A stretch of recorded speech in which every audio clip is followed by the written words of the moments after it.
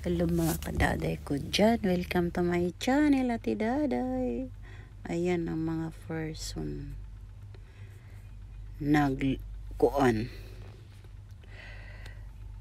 nag-ready o prutas sa among amo for today's video. Ayun, naka-uniform. Ayan, di ako naka-pink kasi nasuot ko na kahapon, kaya ngayon iyan. Iwan ko anong pangalan yan. Suha yata yung binalatan ko. Buongon mo na Bisaya good. Tapos ang iyang kay Daday Melissa pomegranate. Yan, paborito yan sa mga amo namin. Kaya yan, pero hilaw man ni oy. Hilaw ang kuan buongon. Hindi siya hinog. Basta sila ramang po nagpalit para kabalo sila kahilaw ilang gipalit no, para alam nila na hilaw hindi pa hinog yung binili nila, kaya ilagay na doon sa lamesa nila para makita nila nga iyan ang binili nila. Tuy. Ayan, hello Daday Melissa, serious man oy. Serious yan na may pinapanood siya na pelikula. Ako ba di talaga ako mahilig yan sa mga pelikula. Pag ako ay manonood, nako, nakakatulog ako niyan. Yan.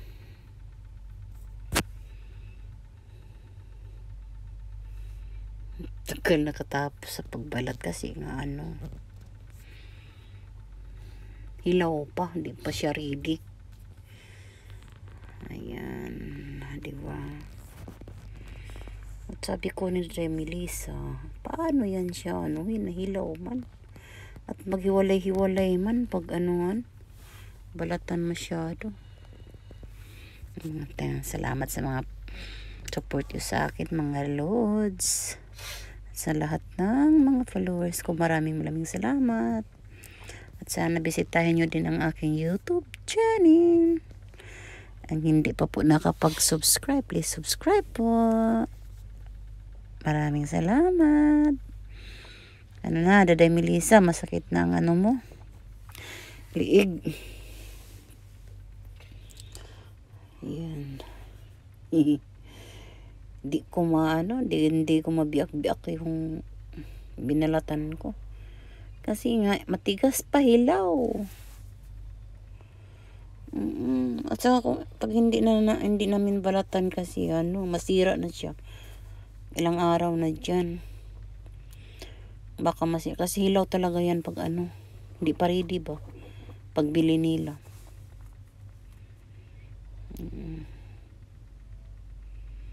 Ayan.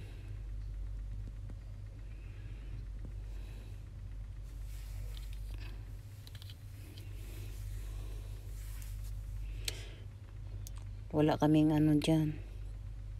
Usap-usap kasi nga si Daday Melissa ay seryoso sa pinapanood. At ako din ay namumroblema ko sa binalatan ko kasi hindi siya At kung pilitin ko, maghiwalay-hiwalay siya. Kasi nga hilaw. Unsa man ang hilaw sa Tagalog. Hindi ko alam. Hirap man day magtagalog day, di man ako. Bisaya mangod ko. Diyos ko. Basta mga Bisaya, mauna na. Char lang. Ayan. Uy, baka sasakit yung mo. Tangkugo ni mo. Sa kalilingon sa pinanood mo. Seryoso ka man sa pinanood mo.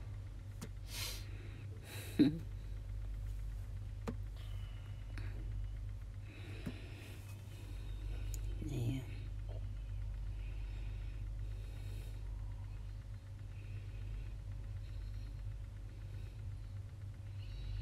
Tapos na kami nagbigay ng binigyan na namin sila ng iba pang prutas. Tapos iyan na lang ang natira na kulang doon. Kaya ibinalata namin. At ibigay na maya-maya pagkatapos. Ayan.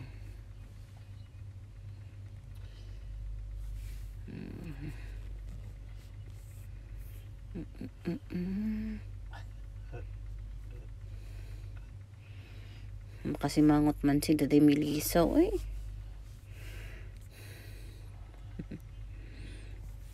seryoso, ano kaya yung pelikula ng pinanood niya?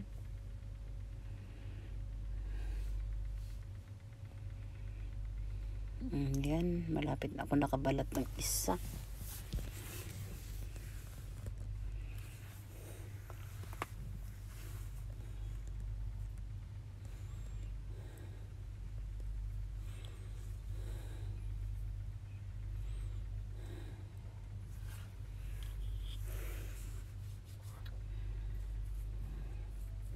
Ayan.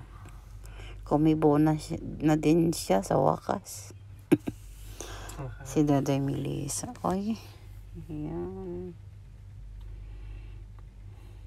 Kami lang kasi dalawa dyan natira kasi may ginagawa sila si Daday DC at saka si Daday Christy, si Daday Iba. Busy man sila.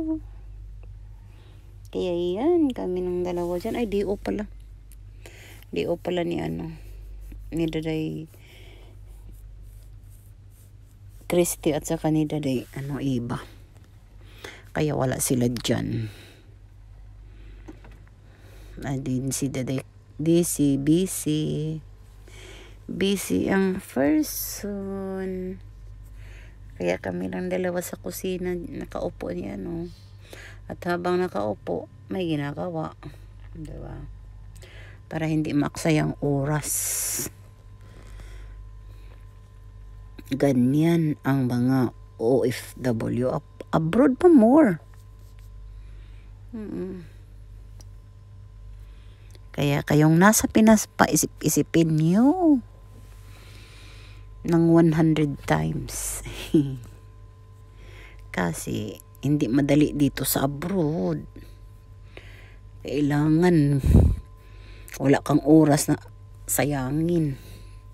Trabahuin mo. Trabaho ka ng trabaho. Diba? Kaya sa akin, wala akong pasok sa school ng 2 araw. Hindi nandyan ako sa kanila. Para may kasama sila. Diba? Huwag lagi sayangin ang oras. Pero pag hindi na kaya, pahinga. Pero kaya pa naman. Kaya yun. Tuloy pa rin ang laban. Ayan.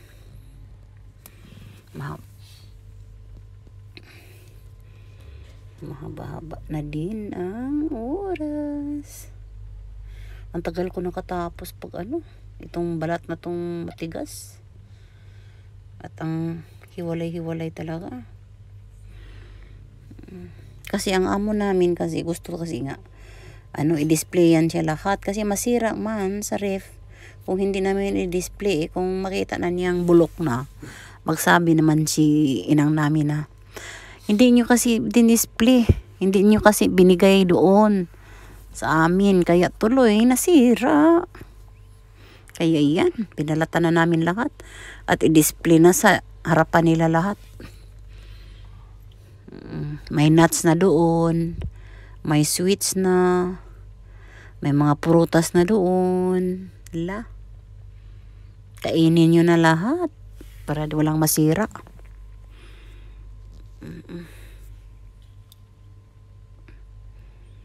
Kasi pag masira, sayang naman. Tas mahal ra ba?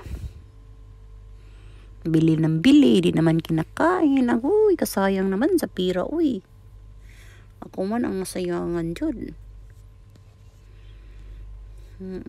Kaya pag nandyan ako, pag merong stock dyan marami, ay lagay doon sa harapan para kainin na. para maubos. Kasi kada labas bili man. Bili ng bili kada labas kaya tuloy masira, sayang. Relate din ang ibang mga nasa bahay nagtrabaho. O diba? Comment. Sige nga, mag-comment kayo. Kung ganyan din ba ang mga amo nyo? Kahit may stock pa, bili pa rin ng bili. Ayan, alam nyo ba, yung lamisa na yan, inupaan namin sa dulo niyan. Parang tindahan. Grabe. Stock. May mga chocolate, may biscuit, may candy. Parang tindahan na nga. Lahat na nandyan na. May marshmallow, parang pambata lang. Parang bata kasi ang amo namin.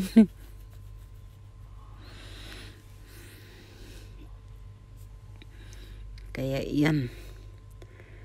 Parang tindahan ng lamisa. Nandyan lahat.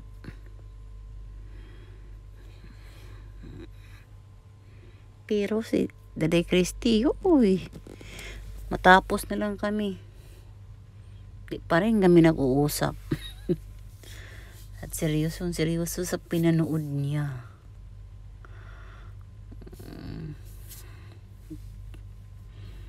At ako ay bagnati sa ginagawa ko ay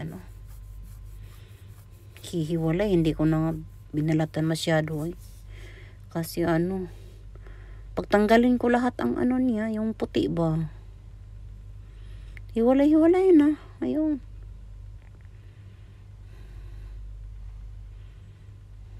Iba kaya yung si madam mo manin yung Olimpio higmaya kitsa may sino man ang nito, nagbalat, hindi man binalatan ng maayos. Paano kung balatan ng maayos? Wala na, durog na. Kasi hindi pa ready, hilaw. Kaya iyan. Diba? Bawati pa si Daday Melissa tapos na, puno na ang niya, ang lagayan niya. Napuno na.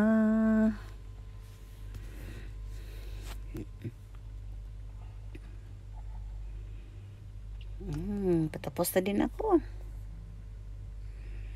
Marami na din ang nabalatan kahit papano.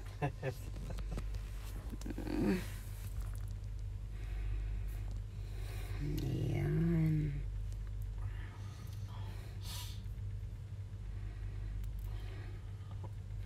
At kailangan basta magbalat ng huwag kalimutan maglagay ng pangbalot sa kamay. Para pag mahuli ka, pag di ka magbalot ng kamay mo, galitan naman. Magalit na naman. Kaya lagyan lagi ng balot ang kamay para hindi galitan. At iyon na nga, patapos na. Tapusin ko na to. Kasi mahaba-haba na din. At ang makarelate nito yung nasa bahay lang nagtrabaho. Alam nila ito. Kailangan walang sayangin ang oras para matapos lahat ang gawain. O diba? Salamat mga loads. Thanks for watching. Don't forget to share my video and comment. Bye-bye.